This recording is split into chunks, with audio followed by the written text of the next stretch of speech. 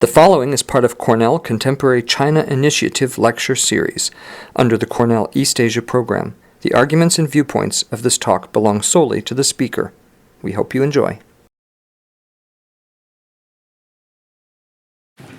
Welcome back to the Cornell Contemporary China Initiative.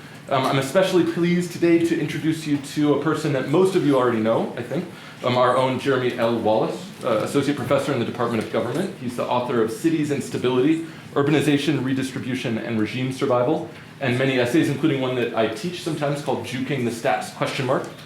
Which I believe is presages his next book project, which will be called Seeking Truth and Hiding Facts, Information, Ideology, and Authoritarian Rule in China. Jeremy is the leader of Cornell's project on China's cities, which I think will form the core of his talk today. He's an imposingly well-loved teacher, frustratingly well-loved for those of us who have to compare ourselves to him, and an excellent colleague, and I'm very happy to welcome him today.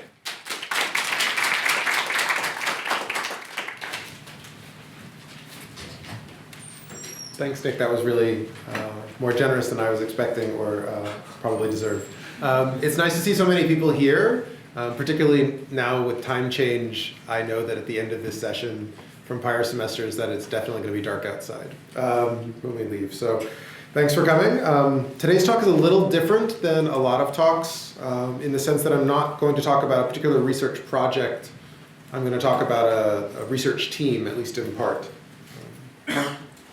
So with that, there are a lot of different stories that we tell when we talk about China's cities. China's cities are the future. How many science fiction stories use Shanghai's or Hong Kong's skyline to signify the world depicted is in the future? That China is the next place, or the place that looks now like what the rest of the world will look like, or at least the urban world will look like in the future. A colleague who recently returned from Shanghai, I think just last week, where he had never been, was both awed and dismayed by its scale, traveling an hour just to get into the city from the airport past high-rise after high-rise. And he said, and which made clear where global power was shifting. It should be noted, this image in particular, I don't know if you can see this down here, this image is, of course, of the Shanghai skyline, maybe not of course. This is from 2010, so behind this tower, so this, imagine, how do you take this picture?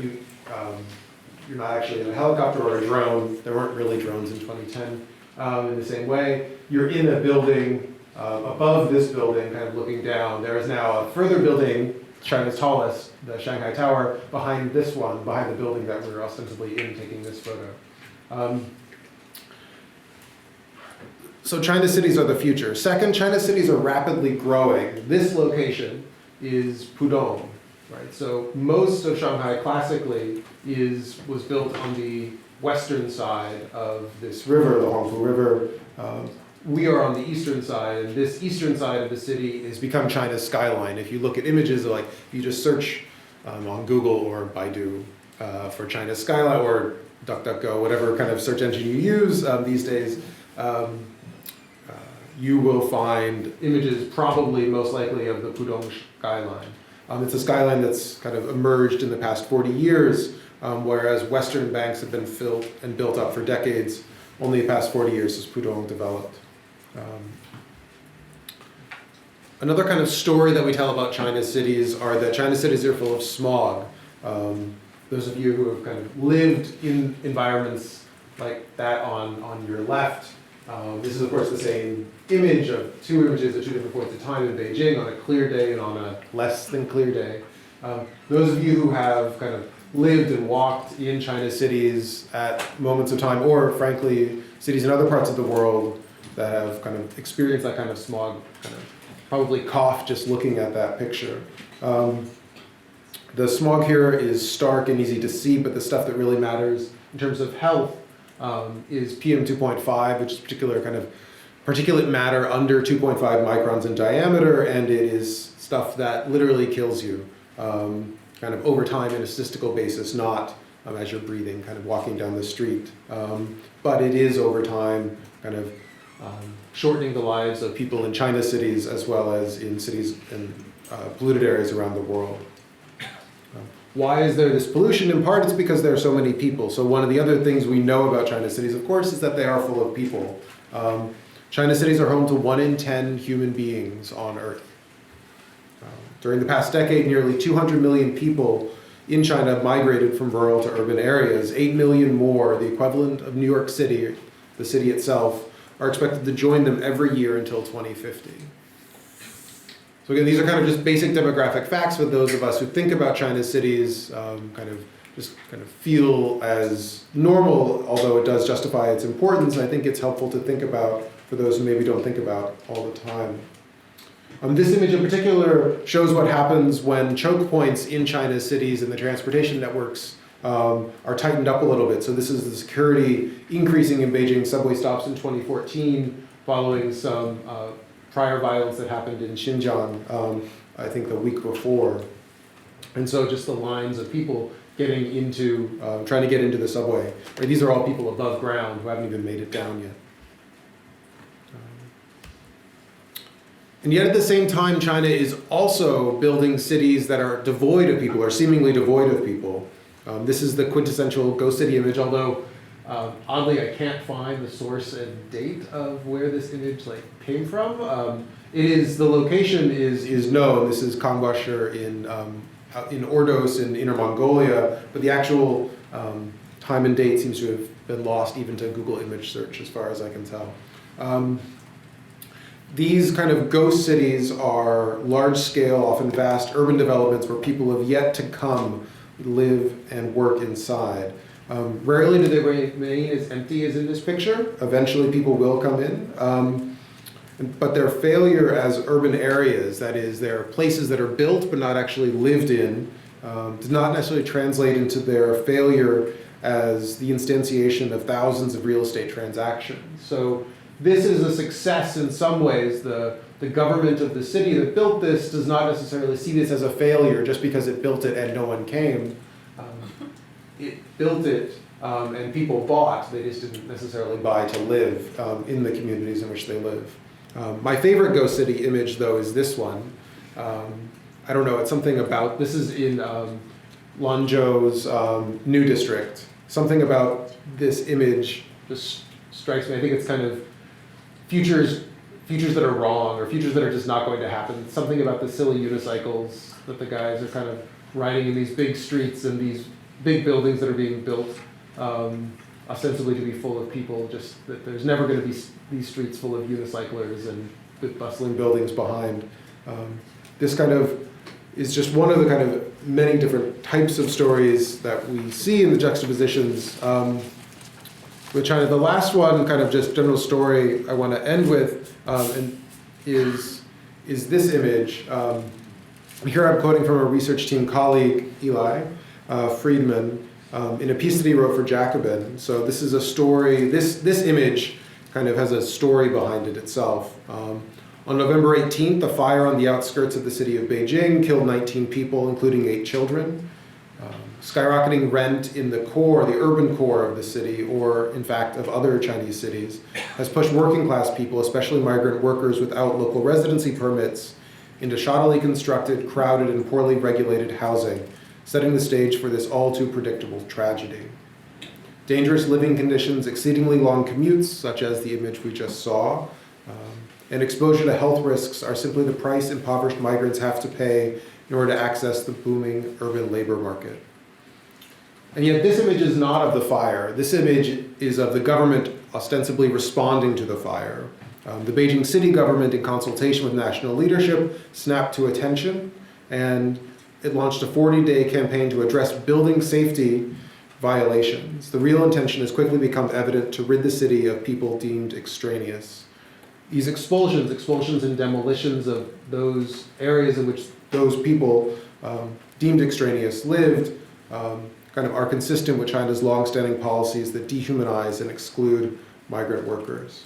So this image, along with all the others, are just part of the stories and one of the reasons why we are interested, this group of people who are studying China's cities are interested in kind of telling their stories and exploring them deeper. That is the the plan. That is the reason why we find these places so interesting. These are cities and places of divisions as well as plans. They are, in many ways, the future, but they are also not a unified, simple story to tell.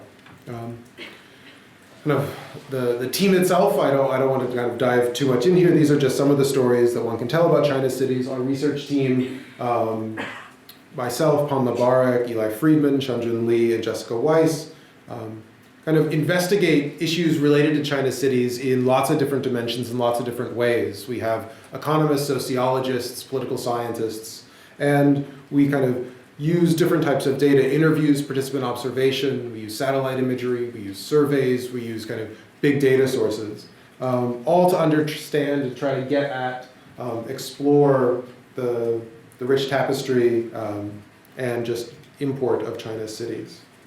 What I want to do for the rest of today's talk is kind of talk about two stories, two research projects inside of this overall project that the team is working on. One is joint work with graduate student Juwon Baik, and one is kind of with a lot of the team members, Pamela Shunjun and Jessica and myself, kind of looking at cross-national areas, cross-national import of China's cities. So these are kind of just examples of the ways in which this project is moving things forward. I'm happy to talk about either of them as we kind of, at the end in the Q&A, as well as just kind of as we move forward.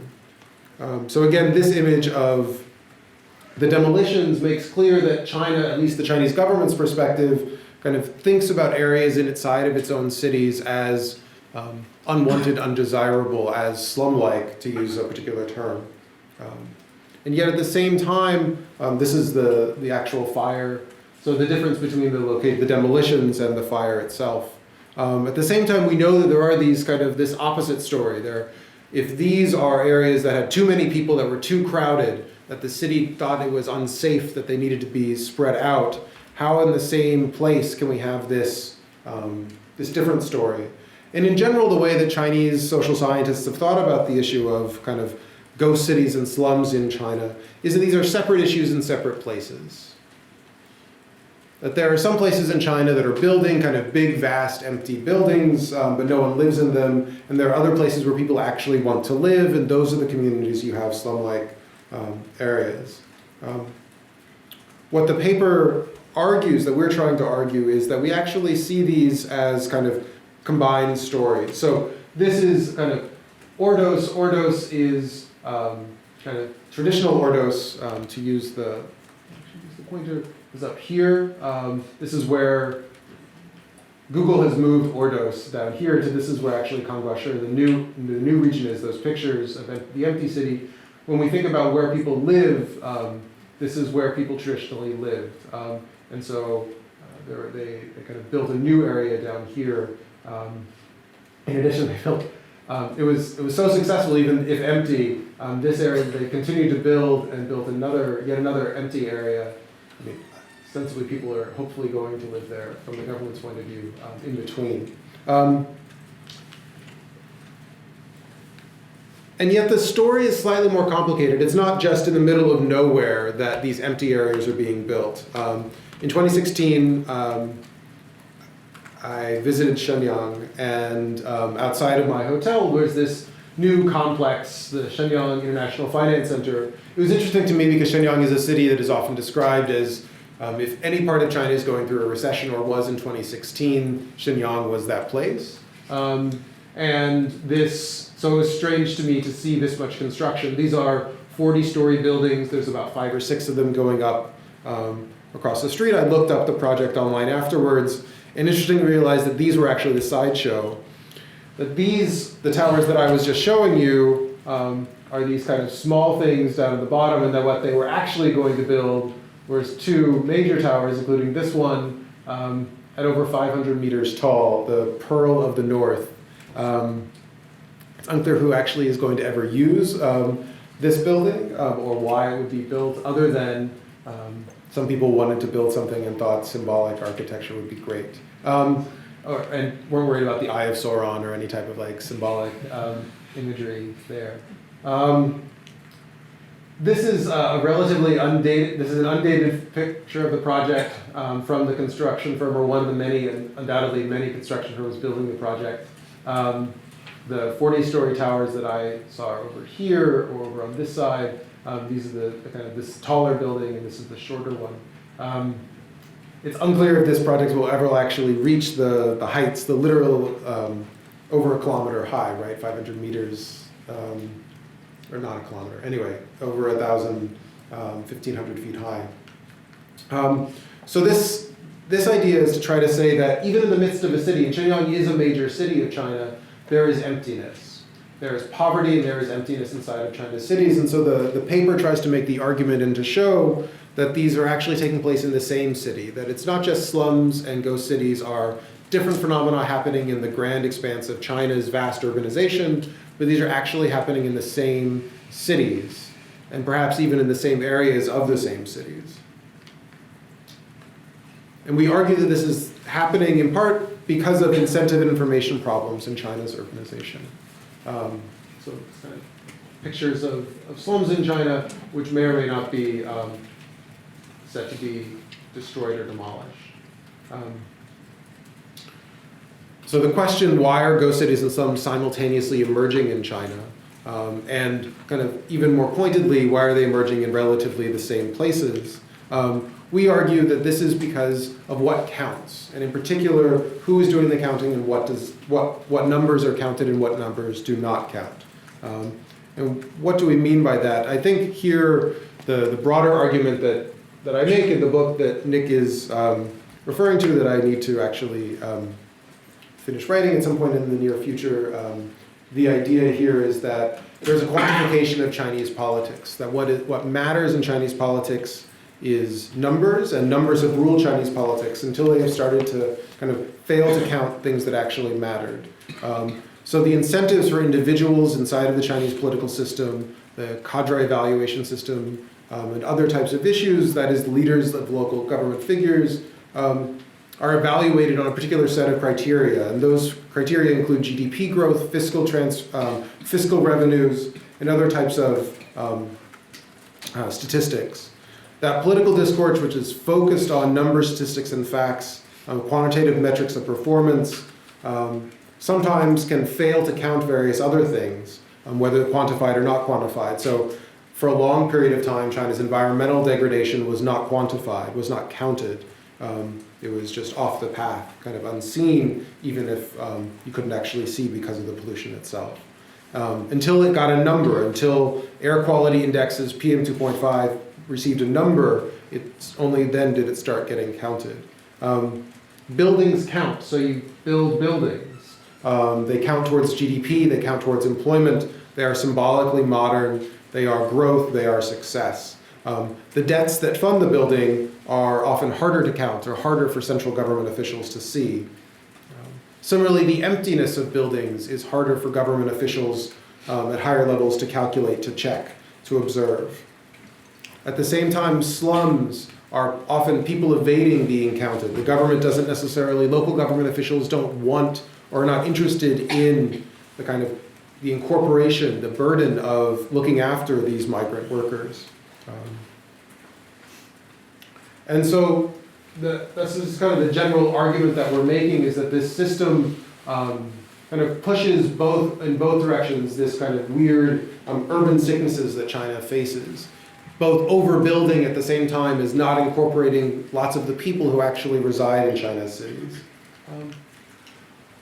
This bus station is I don't know, everyone has various kind of like silly little stories that is their favorite. This one is one of mine.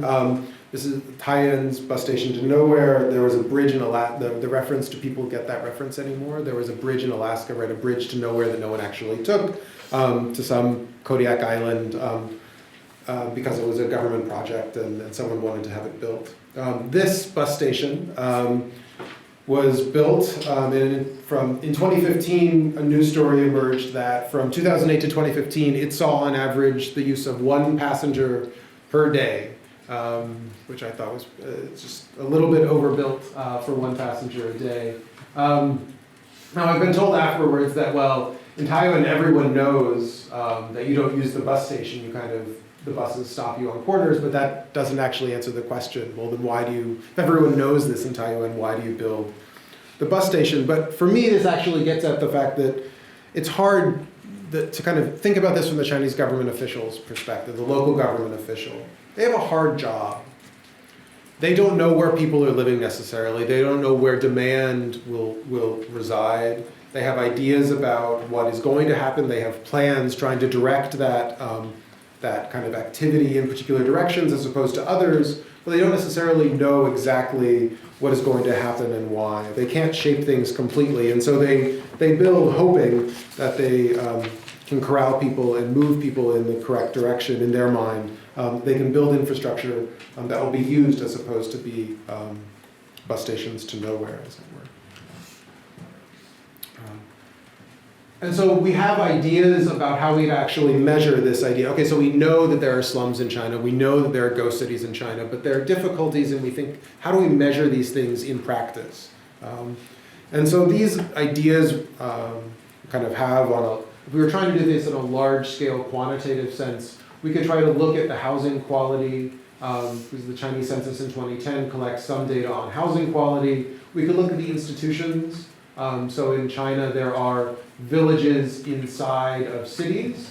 And we could try to go and for a large number of cities, try to count how many of these kind of like Chengzhongcun there were in a particular city and try to use that as a count for slums. One thing that a lot of scholars have done trying to look at slums inside of China is to try to go to case studies, try to go to different communities, try to observe inside of a particular city, to just travel and try to see, well, where are people living? Where are kind of low quality housing? Where is this kind of idea of, where is poverty, a lack of infrastructure, and inability to access social services in practice, regardless of the institutions or whether the census is actually picking these things up.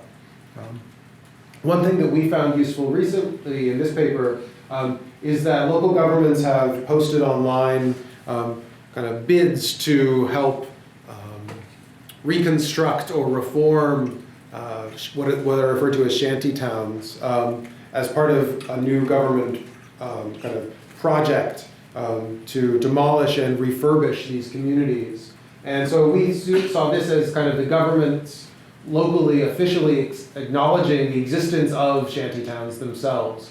So rather than have the outside researcher try to come in and declare this is a shantytown versus not, we're using the government's own categorical listing of a community as a shantytown when we think about it. Now we're doing this on a small scale. You might imagine this on a broader scale. In a different analysis. This paper is a relatively small scale, least likely design. What we're trying to do is to try to show that communities that for individual cities, communities that have slums or that are ghost-like actually do also tend to have slums. I'll get to that a little bit more in a second. Similarly, how do we measure ghost cities? This idea of kind of you know it if you see it. If you see a picture of kind of a vast open space with no one there, it's a ghost city. It's hard to know and hard to quantify that. It's hard to measure emptiness, just like I was saying, for the Chinese government, it's hard to measure emptiness. It's hard for outside researchers as well. And so we could look at this through land use data from satellite imagery, from population data through the census. Some scholars at Baidu used cell phone data. So where are buildings that are not getting anyone using their cell phones? They could use that as interesting kind of source data, which lets you know how much data Baidu or other internet companies have about where you are at all times, so that they could literally track which buildings are empty all the time and which ones are not. You could also look at this in terms of institutions. Just like with slums, you can look at ghost cities by institutions. How many new areas or new towns are out there? A lot of these eco-cities or university cities also tend to be ghostly, at least at the beginning. That is, they tend to be built before people move in. Similarly, case studies, it's hard to scale up traveling from empty location to empty location. The political forces behind slums and ghost cities I've kind of already talked about a little bit. In particular, from the migrants' perspective, right? why do individuals live in slums? Often it's because they don't have the income or wealth to live in better housing. Or if they do actually have the financial wherewithal, they are choosing not to in order to send more money of that in remittances back to their home locations.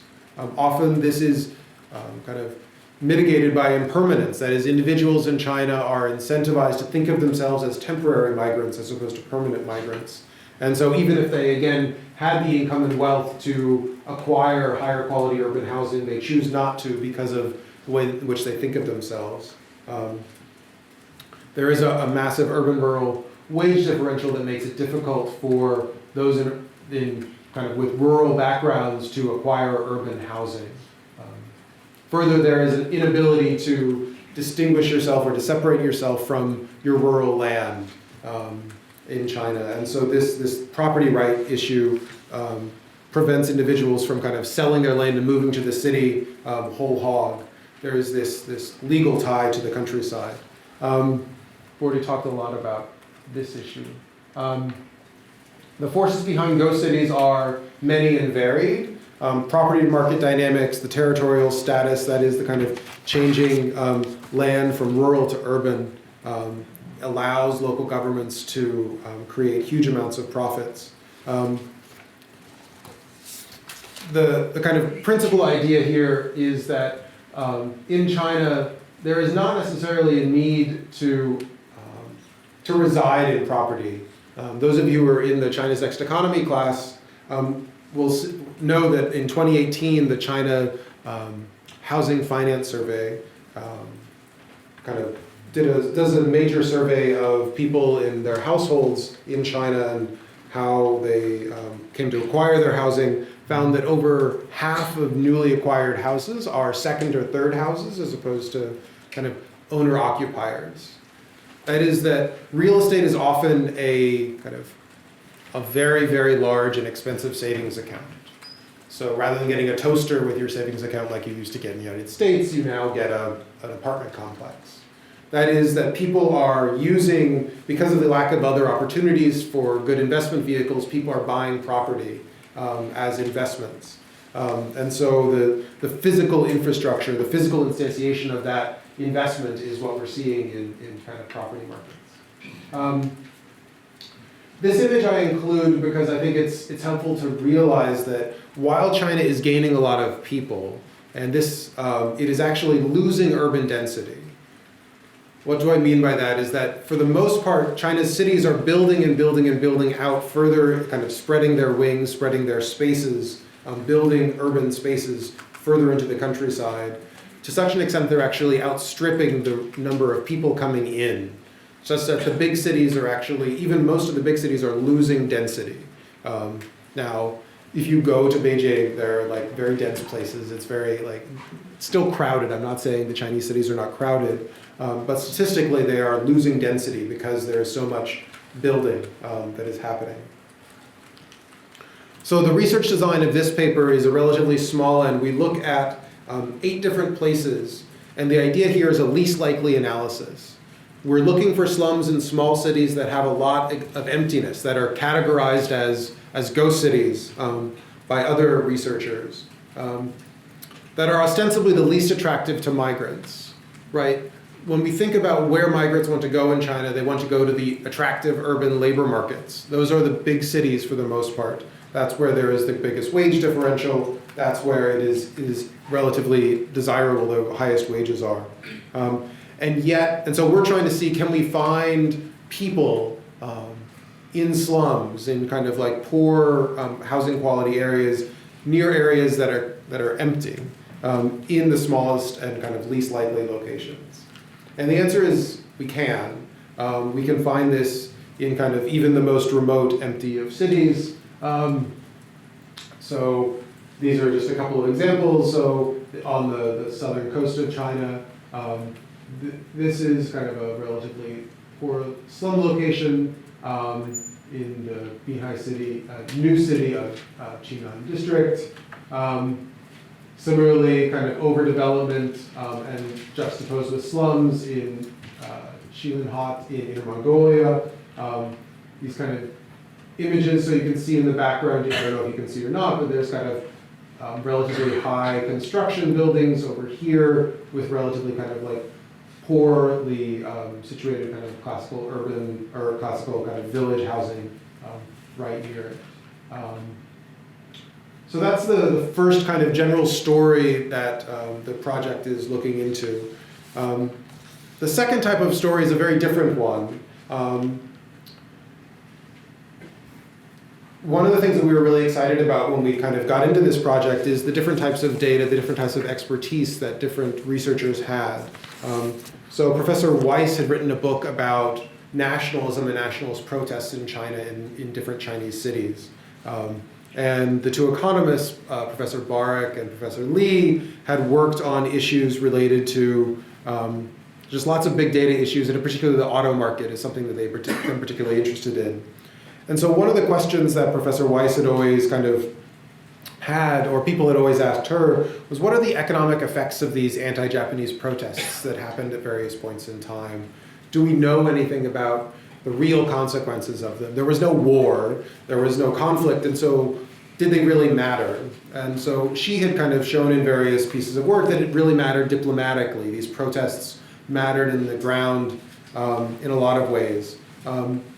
What this paper really shows through massive data of almost 100 million auto registrations is that people stopped buying Japanese cars. They didn't totally stop buying Japanese cars, but they stopped buying Japanese cars to the extent that over 200 billion renminbi of auto sales were lost by Japanese firms in the couple of years after an anti-Japanese boycott in 2012.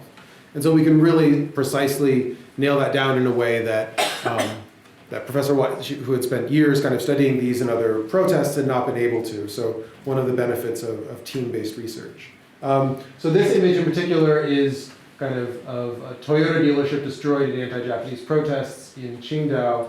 And so the title of the paper is Commercial Casualties. So the idea here is that, like, do international disputes matter economically? Can we show that kind of tensions in an international relationship, even relatively kind of minor ones, like how many of you remember the great anti-Japanese protests of 2012 in China? Right, like it happened. It was absolutely a real thing, and news absolutely covered it. But it was not like it was not a war. It was not some major geopolitical event on a grand scale. But it did matter.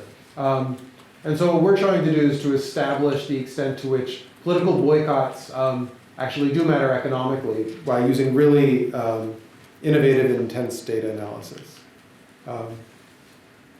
So this is just some of the imagery of these protests. This is Chengdu, August 2012. These protests were related to Japanese kind of actions to nationalize the islands. The precise details of the dispute are not really the kind of like heart of the paper. The heart of the paper is that there were these anti-Japanese protests, calls to boycott Japanese goods. You can't really see that there. Are there. This is a major kind of issue in international relations when we think about what is the relationship between trade and conflict? Is there a relationship or is there not? Many have tried to say that economic flows in high salient sectors like wine and autos are unaffected by the deterioration of political relations. For the most part, analyses like Davis and Mounier are trying to look at trade data. They're looking at how many things do I make in my country, and do those changes flow, right? Do those flows change, sorry. Does the stuff in Japan, does Japan continue to ship as much stuff to China in the wake of this crisis as it did before? What we do is something slightly different. We note that actually in the auto industry, over 95% of Chinese cars are actually manufactured domestically. And so it's important not to think about just things that are actually shipped across the water, but that we can think about this relationship in kind of terms of brands. Right? When you buy a car, you think about the brand, not necessarily where it was actually made. A lot of Japanese branded cars in the United States are actually manufactured or at least do final assembly in the United States. A lot of European cars are made in that are bought in the United States are actually done in the United States, and in China, this is the case as well. A lot of foreign branded cars are actually constructed and made through parts with Chinese joint ventures domestically. Skip this. The argument that we make, interestingly, is that boycotts, right? If there are lots of people going around saying don't purchase Japanese cars, this shapes the social desirability of owning certain goods, offsetting individual habits and incentives to free ride. In this image, you can't really tell that much. So this is someone wearing a shirt that says, boycott Japanese goods, and then he has a camera around his neck, which is a Canon camera, which is, of course, a Japanese brand. And so, I mean, it's possible that he just beat someone up and stole the, anyway. It's clear this is the general story. This is the literature that we're responding to, is the idea that people say that they are interested in boycotting goods, but when it comes down to it, most purchasing decisions are private decisions and people don't really know what you do, and so people tend to just continue to buy what they buy. A camera is a particularly expensive good, you don't make it that often. Cars are even more so. But it is the case that we might think about this. This type of boycott shapes the social desirability of owning certain goods.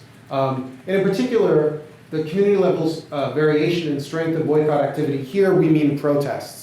If there was a protest in your city, it wasn't just that, oh, we shouldn't buy Japanese goods, but you knew that people, thousands by the thousands, in your city were on the streets boycotting, calling for boycotts of Chinese or Japanese goods. You might not be interested in buying that good. Now, whether that's because this is a conscious thing or that is you're scared of buying a good, you really want to buy the Japanese car, you think it's higher quality, and you're frustrated that you're concerned that your neighbors might destroy it or think worse of you, or your kind of idea about the value of it has gone down because of this protest is something we are kind of open to. So as I said, kind of these are locally produced foreign branded goods, which is important because most cars in China are made in China. We have spatially disaggregated boycott activity. We know the location of protests. And we have all car registrations in China aggregated to the city, month, brand. That is, we have data at the level of Ithaca, November, Subaru. Right, so and at this level, we have 1.2 million observations. We actually have 84 million registrations. That is, every car that was purchased in China from 2009 to 2015 is in our data set. This 84 million kind of just is a big number. That's twice as many cars as in France. Anyway, just to give you a sense of the scale of this data, about the same number of cars as in Brazil. We find that this boycott from August 2012 through the end of the sample period in 2015 knocked out about 1.1 million Japanese car sales, and it was much stronger in cities that experienced anti-Japanese protests. This is the irony story. We think this is kind of that there is a social penalty, stigma, or risk, or there is something kind of innate to yourself. If you see you're no longer interested in Japanese brands, you kind of see a Honda ad, and it just doesn't speak to you in the way that it used to. The islands themselves looks lovely to visit. I don't recommend visiting because activists are from the Japanese or from the Chinese side are arrested by Japanese. Interestingly, sometimes the activists go together, so this is a Taiwanese flag, right? Anyway, so it's an interesting kind of bit of cultural unity in a situation. This is an anti-Japanese protest. Most cities, around 208 of the 287 kind of major cities of China had protests. Some of these were quite violent. This was a particular story in Xi'an where an individual was attacked inside his Corolla, dragged outside, the car itself was flipped. He was beaten. I think he did survive, but it was a particularly violent story. these kinds of activities of the boycott Japanese goods were quite common across China. In some ways, the automobile industry is a more likely case. We're more likely to see this type of boycott mattering in the automobile industry because there is a strong national identification of car brands. You know when you buy a car, you think about the country of origin of the brand. It is a relatively highly visible and easily defaced good. It's a public good, right? It's not a public good in kind of like political science or economics terms, but it is a publicly visible good. It is on the street. There are lots of substitutes. You can buy other types of goods. It's not like this is the only type of good you could buy. On the other hand, cars are kind of highly considered. You don't buy cars that often, so are you really going to change your mind just because there was this protest a couple months ago, especially if it's no longer August, people are no longer on the streets, but it's November. Are you really no longer going to buy a car because of this particular issue? Firms were also highly motivated to prevent losses and offered lots of incentives in order to continue to make it. And again, remember, these are mostly made in China. So this is not actually going to put Japanese workers out of work. You're punishing Chinese joint venture employees. This is the summary of the story. This is market share across lots of different types of brands over month by month. So things do change kind of going over time. And there's maybe this slight negative effect for Japan. This is our story. This is the biggest particular individual change over a series, like 1 month period in the entire data set, is this massive drop in Japanese market share, which it never really returns to, even by 2015. This kind of, when you look at it, doesn't seem that dramatic. Okay, oh no, we're moving from 26 down to 16%. But if you remember the Chinese auto market by this point in time is the largest auto market in the world, bigger than the United States market. And so each individual percentage point is something that Toyota would kind of fight over, or various automakers are really kind of fighting over. And so this story, we can go in lots of details, and the kind of various slides really do get into that story. But the effect is quite real, and it's really there. This slide, I'll just kind of note, this is to show that if you had a protest, the effect is even more negative than if you just at the national level. So cities at the national level experienced kind of a loss of around 8 to 10% of market share. Those are doubled for cities that actually had protests.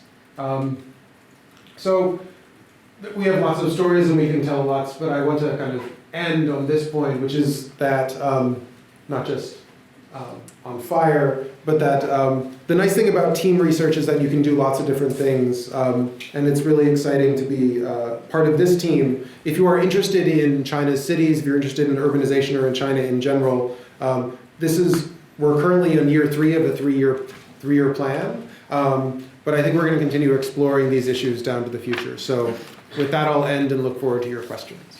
Thanks.